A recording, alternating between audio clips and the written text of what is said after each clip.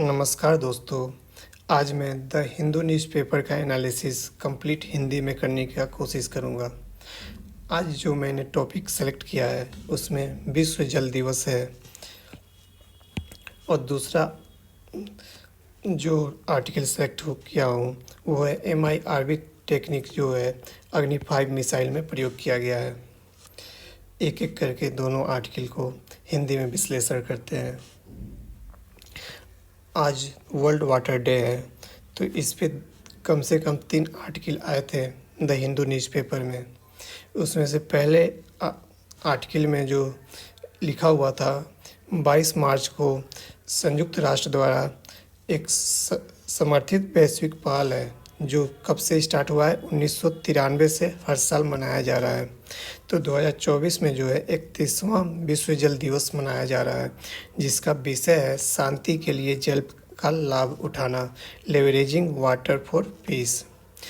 विश्व जल आकलन कार्यक्रम एक कार्यक्रम है यूनाइटेड नेशन का वर्ल्ड वाटर असेसमेंट प्रोग्राम। उसमें यूनेस्को ने संयुक्त राष्ट्र के प्रमुख जल विश्व विकास रिपोर्ट के अंतर्गत समृद्धि और शांति के जल, इस रिपोर्ट का नाम है समृद्धि और शांति के जल के 2024वें संस्करण के विकास का नेतृत्व किया है। किसने? यूनाइटेड नेशन ने।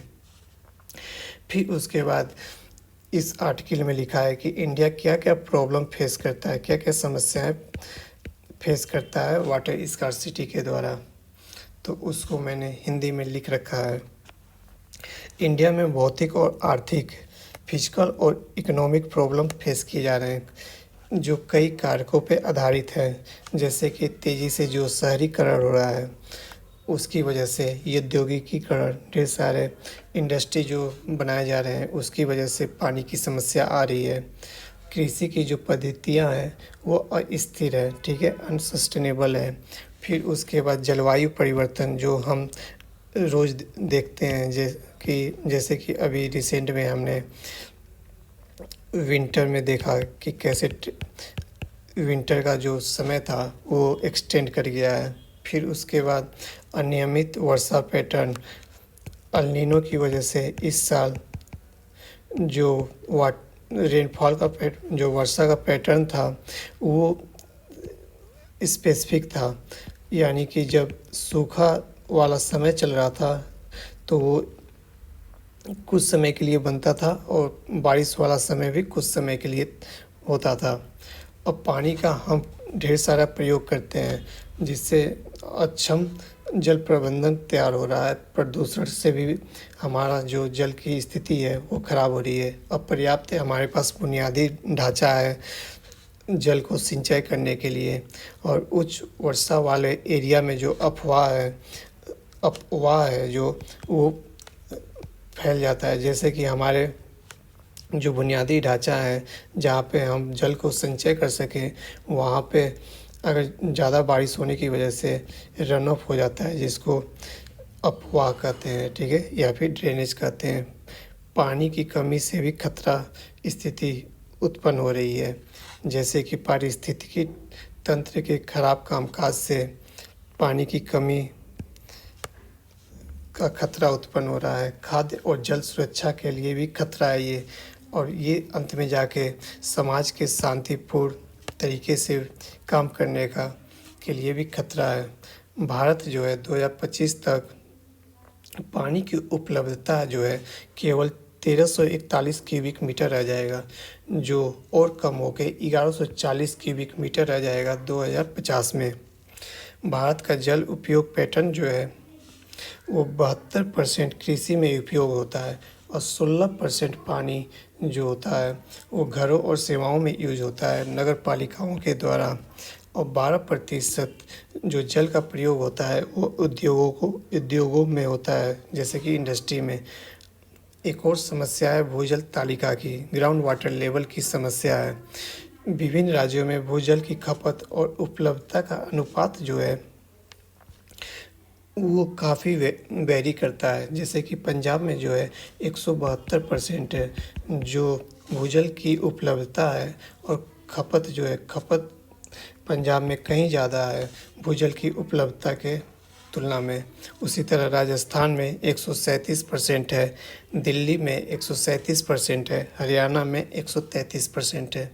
इसके विपरीत कुछ राज्यों में ये अनुपात बहुत ही कम है, जैसे कि तमिलनाडु में 77%, उत्तर प्रदेश में 74%, गुजरात में 67%, मध्य प्रदेश में 57%, महाराष्ट्र में 53%। इसके अलावा भारत की एक और समस्या देखी गई है कि ईस्ट ट्यूबवेल घनत्व है और उसका नेटवर्क काफ़ी फैला है, जिससे जो भूजल का पुनः भरण हो रहा है, जैसे कि उनका रिचार्ज जो है तुलना में भूजल का नीवहरण जो हो रहा है वो ज़्यादा है। यानी कि हम भूजल जो है ज़मीन से ढेर सारा पानी निकाल रहे हैं और जबकि उसमें रिचार्ज बारिश के द्वारा रिचार्ज या फिर वाटर सेट के द्वारा रिचार्ज जो है वो बहुत ही कम है। उचित सतह और भूजल प्रबंधन का भी अभाव है। भारत में वर्षा आधारित क्षेत्र की संख्या 48% से अधिक है, लेकिन सकल कृषि उत्पाद में इन्हीं क्षेत्र का जो योगदान है वो लगभग 45% है। फिर उसके बाद इस आर्टिकल में बताया गया है कि कैसे हम सॉल्यूशन बताया गया है कि कैसे रेन वाटर हार्वेस्टिंग का प्रयोग करके हम पानी की समस्या को कम कर सकते हैं। इसी को देखते हैं कि कैसे समाधान होगा। वर्षा जल का संचयन करके कर सकते हैं, किस किस तरीके से, मात्रा और गुणवत्ता दोनों में, और नीले और हरे पानी के संबंध में उपलब्धता की वृद्धि करके। फिर उसके बाद स्वास्थ्य इन सीटू और स्वास्थ्य यानी कि एक सीटू वर्षा जल का संचयन करके जो छत पे बारिश की बूंदें पड़ती हैं उनका भी वर्षा जल का संचयन कर सकते हैं। इससे क्या होगा कि पुनर्भरण को बढ़ा सकते हैं, सिंचाई में सहायता करके पानी की कमी और सूखे के खिलाफ लचीलापन सक्षम बना सकते हैं। इसको एक तरीके से रेजिलियंस बना सकते हैं। सतत कृषि उत्पादन को बढ़ावा दे सकते हैं। सतत मतलब सस्टेनेबल कृषि उत्पादन को बढ़ावा दे सकते हैं। कुशल जल सिंचाई और सूक्ष्म सिंचाई का उपयोग कर सकते हैं। दूसरे कार्य जैसे भूजल तालिका की निगरानी कर सकते हैं या फिर भूजल नदियों और जल निकायों की पानी की गुणवत्ता का सुधार कर सकते हैं। पानी के उपयोग का मूल्य निर्धारण कर सकते हैं। ये सब हम यूपीएससी के पेपर में डायरेक्ट लिख सकते हैं ये पॉइंट। और क्वेश्चन अगर 15 नंबर का है तो इसको एक लाइन को एक्सप्लेन भी कर सकते हैं इन्हें। और क्या दूसरे कार्य कर सकते हैं जल सिंचन के लिए, कुशल सिंचाई तकनीक का प्रयोग कर सकते हैं, जैसे कि सूक्ष्म सिंचाई प्रणालियों को। फिर उसके बाद ओटीटी आधारित, आईओटी आधारित, इंटरनेट ऑफ थिंग्स के आधारित स्वचालन कर सकते हैं। जल संसाधनों को एकीकृत करने के लिए एकीकृत जल संसाधन प्रबंधन बना सकते हैं। घरेलू उद्देश्यों के लिए जो पानी का प्रयोग कर रहे हैं उन्हें कम किया जा सकता है, किसके द्वारा, एक मीटर स्थापित करके। फिर उसके बाद जागरूकता अभियान भी फैला सकते हैं। सरकार की भी पहल है कि प्रधानमंत्री कृषि सिंचाई योजना, फिर वाटर सेट प्रबंधन मिशन अमृत सरोवर जिसमें तालाब का संरक्षण बताया गया है, जल शक्ति अभियान कार्यक्रम को प्रोत्साहित करके ये क्या करेंगे, जल संरक्षण, वर्षा जल संचयन, जल निकायों, टैंकों और आर्द्र भूमि का कायाकल्प चेंज कर देंगे। बोरवेल एंड अन्य पुनर्भरण संरचना को यूज किया जा सकता है। वाटर सेट विकास किया जा सकता है और गहन वनीकरण को बढ़ावा दिया जाएगा। इसके अलावा एक और आर्टिकल था जिसमें बताया गया है कि कैसे महिलाओं के ऊपर वाटर इनसिक्योरिटी का इफेक्ट पड़ता है। इसमें बताया गया है कि एक रिपोर्ट बताया गया है नेशनल सैंपल सर्वे के 78th राउंड 78वें राउंड में मल्टीपल इंडिकेटर के द्वारा बताया गया है कि गांव में जो घर होते हैं उसमें 41% घरों में वो एक्सेस नहीं कर पाते हैं पीने लायक पानी अपने घर के अंदर ही, और जो उनका जल इकट्ठा करने का जो दूरी है वो भी बढ़ गया है, 0.2 किलोमीटर से बढ़ के 1.5 किलोमीटर हो गया है। इसके अलावा ये भी इसमें ये बताया गया कि कैसे महिलाओं पे प्रभाव पड़ता है। महिलाएं जो होती हैं वाटर इनसिक्योरिटी की वजह से जो होती हैं उनके प्रतिदिन का जीवन जो है वो अफेक्ट हो रहा है। उनका हाउस होल्ड जो है अपने घरों में काम करने के तरीके पर प्रभाव पड़ रहा है और उनका सामाजिक जीवन भी अस्थिर हो रहा है। उदाहरण के तौर पे बताया गया है कि जो बच्चियां हैं अगर जल को इकट्ठा करने के लिए वो बाहर जाती हैं तो उनका स्कूल का अटेंडेंस कम हो जाता है और उनकी शिक्षा पे प्रभाव पड़ता है। और ये महिलाएं जो होती हैं जेंडर बेस्ड हिंसा का भी शिकार हो जाती हैं वाटर कलेक्शन करने के समय, जो उनके मानसिक स्थिति पे भी इम्पेक्ट डालता है। फिर उसके बाद रिसर्च ये भी सजेस्ट करता है कि ये ओपन डेफिकेशन को बढ़ावा देता है। ओपन डेफिकेशन का मतलब है कि घर में वॉशरूम को ना यूज करके बाहर प्रयोग करना, और ये महिलाओं पे ढेर सारे इम्पेक्ट डालता है, ढेर सारे प्रभाव डालता है। सबसे पहले उनके स्वास्थ्य पे प्रभाव डालता है, जैसे कि वो डायरिया से, टाइफाइड से या फिर कॉलेरा से प्रभावित हो सकती हैं। उनका जो मेंस्ट्रुअल मासिक धर्म चलता है वो उस पर प्रभाव पड़ेगा और ओपन डेफिकेशन की वजह से उनके मनोदशा पे भी स्ट्रेस पड़ता है और उनके ऊपर सेक्सुअल वायलेंस भी हो सकता है ओपन डेफिकेशन के समय। इस आर्टिकल में बताया गया है कि 2 स्कीम के बारे में बताया गया है, जल जीवन मिशन और दूसरा स्कीम है नेशनल वाटर मिशन। कैसे ये महिलाओं को वाटर इनसिक्योरिटी से बचा सकता है। जल जीवन मिशन जो है ये इसका क्या मुख्य उद्देश्य है, ये ड्रिंकिंग वाटर उपलब्ध कराता है घरों के अंदर नल के द्वारा।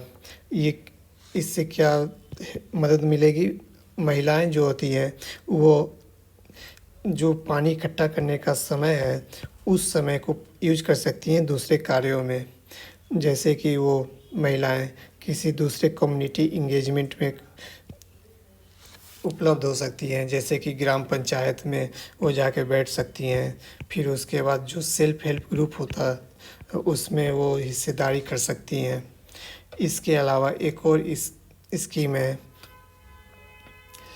जल जीवन मिशन के गाइडलाइन में बताया गया है कि कम से कम 5 महिलाएं जो होती हैं प्रत्येक गांव में वो ट्रेंड होंगी वाटर क्वालिटी मॉनिटरिंग के लिए। कि महिलाएं जो हैं पानी की क्वालिटी को, गुणवत्ता को पहचानने के लिए मॉनिटर कर सकती हैं। रिसेंट रिपोर्ट इसी आर्टिकल में ये बताया गया है कि एक रिसेंट स्टडी किया गया है तमिलनाडु में, जहाँ पे बताया गया है कि तीन डिस्ट्रिक्ट में महिलाओं का सर्वे किया गया है। उसमें पाया गया है कि अगर सेफ ड्रिंकिंग वाटर अवेलेबल होता है, पीने लायक पानी उपलब्ध होती है जल जीवन मिशन के अंदर, तो वो महिलाएं अच्छे तरीके से घर का कार्य कर सकती हैं। वो अपने बच्चे के शिक्षा पे समय दे पाती हैं और बच्चे के स्वास्थ्य पे भी ध्यान दे पाती हैं, और ये महिलाएं पूरी तरीके से अच्छा कार्य करती हैं और उनकी मानसिक दशा पे भी कोई ज़्यादा असर नहीं पड़ता है। ये एक तरीके से विमेन एम्पावरमेंट हुआ, ठीक है, महिलाओं का अधिकार का बढ़ावा हुआ। फिर उसके बाद जो तीसरा आर्टिकल है वो बताता है कि अग्नि 5 का जो परीक्षण हुआ है अभी रिसेंटली, उसमें MIRV टेक्नोलॉजी का प्रयोग किया गया है। इस प्रयोग का क्या बेनिफिट है तो देख लेते हैं। ये अग्नि 5 मिसाइल है, ठीक है, इसका परिचालन रेंज जो है वो 5000 किलोमीटर है। ये 5000 किलोमीटर की दूरी तक हमला कर सकता है। इसकी ऊंचाई जो है 17 मीटर है। MIRV तकनीक जो है इसका मतलब है MIRV का पूरा नाम है multiple independent targetable re entry वाहन है, जो एक मिसाइल जो है कई वारहेड ले जाने की अनुमति देता है, और प्रत्येक वारहेड जो होते हैं वो अलग अलग लक्ष्य को भेज सकते हैं।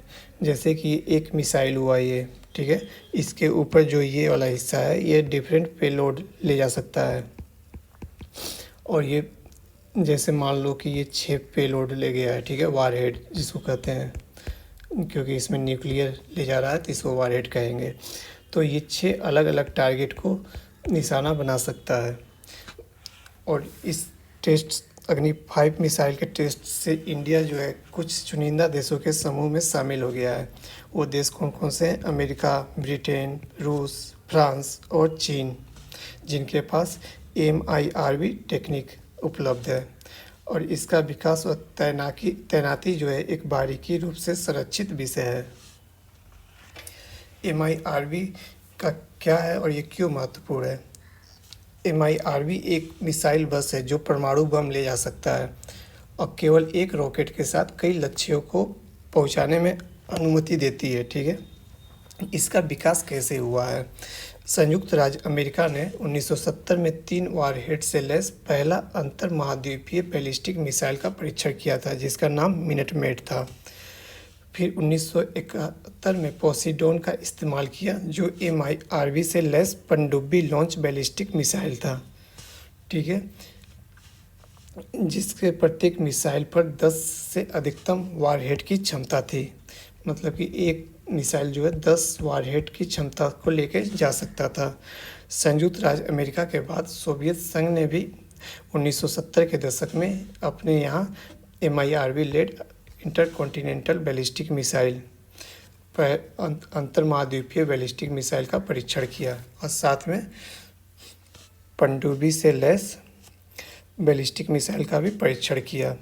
Centre for arms control and non proliferation के अनुसार रूस में MIRV लेड जो मिसाइल है वो 16 वारहेड तक ले जाने में सक्षम है और प्रत्येक एक अलग पुनः प्रवेश वाहन में जाके अटैक कर सकता है। और इसकी दूरी कितनी है? 1500 किलोमीटर तक है। फ्रांस और यूनाइटेड किंगडम भी इस प्रौद्योगिकी को डेवलप करने में सफल हुए हैं। और चीन जो है वो परमाणु शस्त्रागार के आकार को तेज़ी से आधुनिकीकरण कर रहा है और विस्तार कर रहा है। उसने अपने DF-5B इंटरकॉन्टिनेंटल बैलिस्टिक मिसाइल यानी कि अंतर महाद्वीपीय बैलिस्टिक मिसाइल पे हथियार लगाते हुए MIRV तकनीक विकसित और कार्यान्वित किया है। इंडिया का दिव्यास्त्र परीक्षण क्या है, ये इसके बारे में देखते हैं, जिसके अंतर्गत इंडिया ने अग्नि 5 का परीक्षण किया है। DRDO ने उड़ीसा के डॉक्टर APJ अब्दुल कलाम द्वीप से परीक्षण किया था, जो कई टेलीमेट्री और रडार स्टेशन द्वारा कई पुनः प्रवेश वाहनों की निगरानी की जा रही थी। मिशन ने अपने पूर्व निर्धारित लक्ष्यों को भेज दिया है। MIRV सिस्टम में जो उच्च सटीकता सेंसर पैकेज लगाया गया है और इंडिया का डेवलप एवियोनिक्स सिस्टम गारंटी देता है कि यह पुनः प्रवेश वाहन उचित सटीकता के साथ लक्ष्य स्थानों पर पहुंच जाएगा और इसकी क्षमता बढ़ती तकनीकी शक्ति के पैमाने के अनुसार है। इंडिया ने इसे कैसे डेवलप किया? भारत में परमाणु हथियारों का वितरण प्रणाली की नींव अग्नि मिसाइल के परीक्षण के साथ शुरू हुआ था। ये अग्नि मिसाइल का 5वां जो वर्जन है, अग्नि 5 जो है वो 5000 किलोमीटर से अधिक तक पहुंच सकता है, जो सबसे लंबा है। ये इंगित करता है कि चीन के अधिकांश हिस्से को भारत कवर कर सकता है। ये भारत है और ये चीन है, तो चीन के अधिकांश हिस्से को कवर कर सकता है, खासकर अगर वारहेड छोटा हो। यानी कि वारहेड जितना बड़ा होगा उसमें न्यूक्लियर बम जितना बड़ा होगा उसकी मारक क्षमता ही उतनी कम होगी, क्योंकि उतना कम दूरी पर ले जाएगा। अगर वो न्यूक्लियर बम छोटा होगा तो वो ज़्यादा से ज़्यादा दूर तक पहुंच सकता है। इसका क्या महत्व है? इंडिया ने 1998 में पोखरण 2 का कार्यक्रम के तहत परमाणु प्रयोग के किए का परीक्षण किया था। उसके बाद भारत ने 2003 में घोषणा किया था कि वह परमाणु सिद्धांत कि नो फर्स्ट यूज का प्रयोग करेगा, यानी कि पहली बार में वो परमाणु बम का प्रयोग नहीं करेगा किसी के खिलाफ। इससे क्या है कि इंडिया के पास पलटवार करने के लिए अच्छा खासा क्षमता होना चाहिए। उसी क्षमता को विकसित करने के लिए भारत ने परमाणु त्रय यानी कि ट्रायड का डेवलपमेंट शुरू किया, जैसे कि वो विमान से भी न्यूक्लियर मिसाइल को अटैक कर लॉन्च कर सके, मिसाइल से भी लॉन्च कर सके और पनडुब्बी से भी कर सके। इसके लिए इंडिया ने अरिहंत वर्ग का ये पनडुब्बी के लिए अरिहंत वर्ग के बैलिस्टिक मिसाइल का परीक्षण किया था। और अभी जो मिसाइल से किया है अग्नि 5 में, उसमें अभी उसका मारक क्षमता अभी टेस्ट करना बाकी है। ये हिंदी में हमारा विश्लेषण था। कैसा